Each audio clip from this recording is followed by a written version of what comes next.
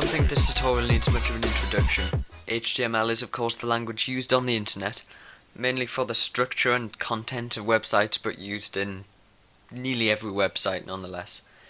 I'm going to be using Notepad in Windows for this tutorial, just to demonstrate how easily you can create an HTML document. Hopefully by the end of this tutorial you'll have a good understanding of the structure of HTML. You'll not be an expert, but you should have good knowledge of essentially how HTML works, which you can then build on and progress from there. So, we've got a blank document here in Notepad. HTML is made up of tags. Now, a tag is how HTML defines different areas and sections of the document, and it's how a web browser would read and interpret the code essentially. So the first tag you need in HTML is simply the HTML tag. Now most tags in HTML need opening and closing. So you see up here we've got the opening HTML tag, simply the word HTML in between these symbols. And then down here we've got the closing HTML tag, which is nearly the same of course, just with a / put in there, and that defines a closing tag. So everything in this particular HTML file will now go in between these tags. So I'm gonna use Tab to indent the tags within it. It's good practice, it makes HTML much easier to read. So within the HTML tags we have two sections. We have the head section, so we have an opening and closing head tag, and then the body, which needs an opening and closing body tag. So this is simply the basis and the basic structure of an HTML file. So I'm just going to go through some vital tags and some really basic ones that you need to know to start building websites in HTML. So in the head section, this is where like information about the page would go. In the body section, this is where the actual content which is displayed to the user would go. So we'll start in the head section. All we really need up here for now is the title tag. Now this is the text displayed in a web browser's title bar. So we'll just stick in there hello world, for example. So if we were to save this now, we must remember to save it as an HTML file.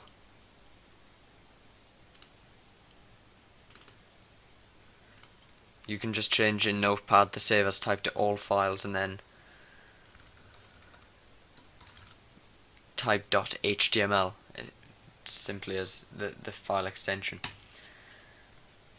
So if we were to save that and then open it in a web browser, we would get a blank page, but it should say hello world in the title bar. Okay, so we've got a blank page, but it says hello world up here in the title bar.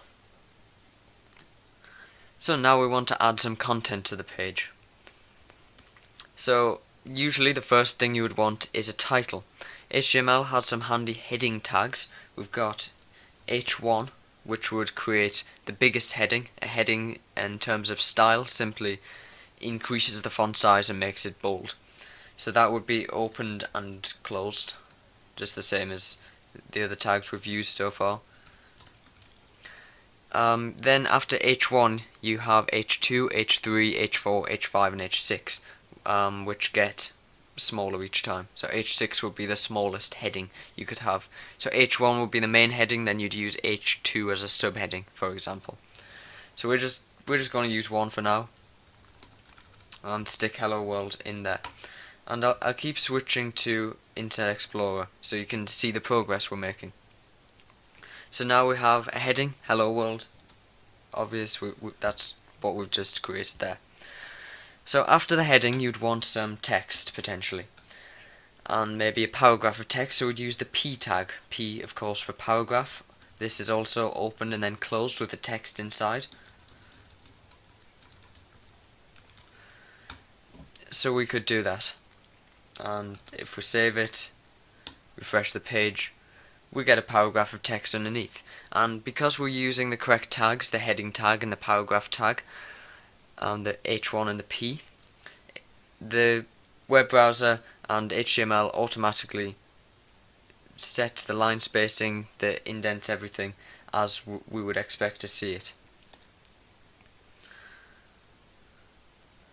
If you wanted another paragraph, it would be a simple case of adding more P tags, and then if I just do that, you'll see there's another paragraph there, again with the line spacing automatically added for us. So you're building an HTML web-based website, you may want an image. So we're going to create an image. Again, I'm doing all of this from scratch just so you can, to hopefully help you understand exactly how it works. So if I just create a new image, let's call it image.bmp.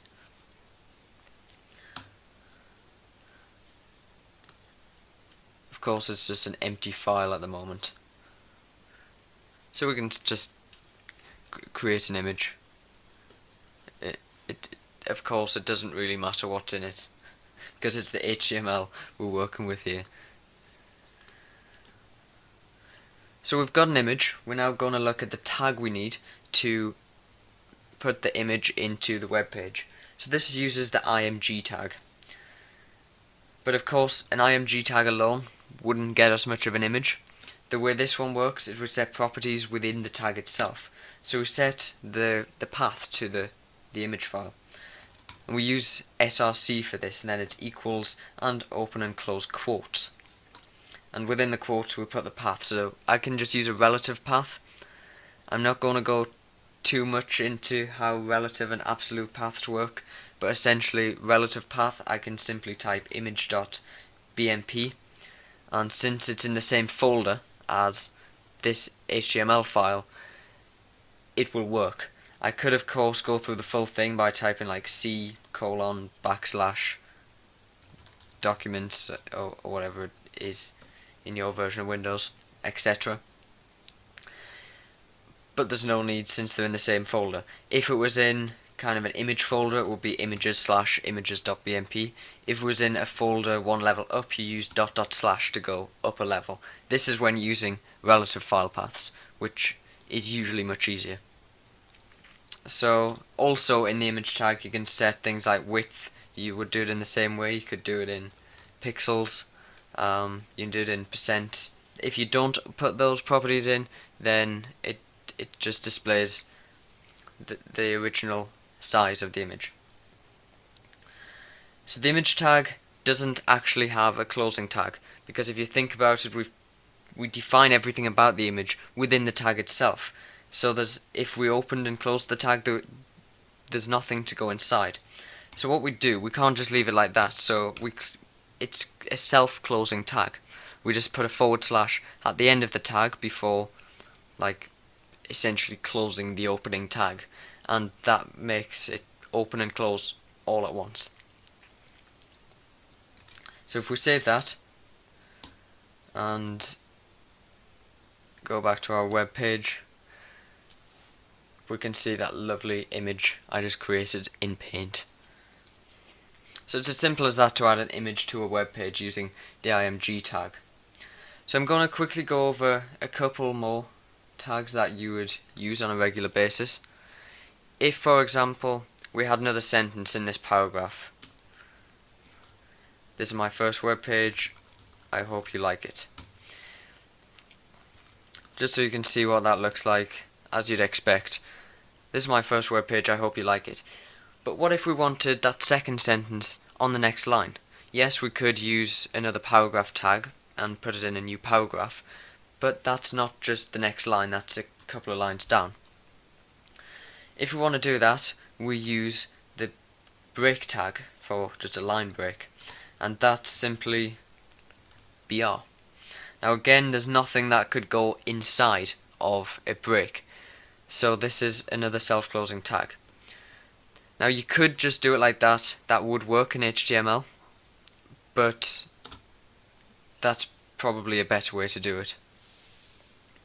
So if we save that and have a look at the results, you can see it just goes on to the next line without leaving any spaces.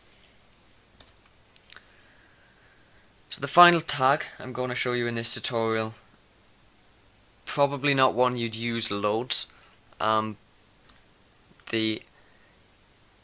HR tag. Now this creates a horizontal line across the page.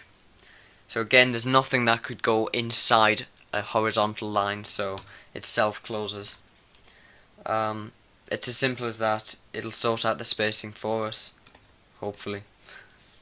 And we see we get a grey line across, so you could use that to separate different sections of a web page.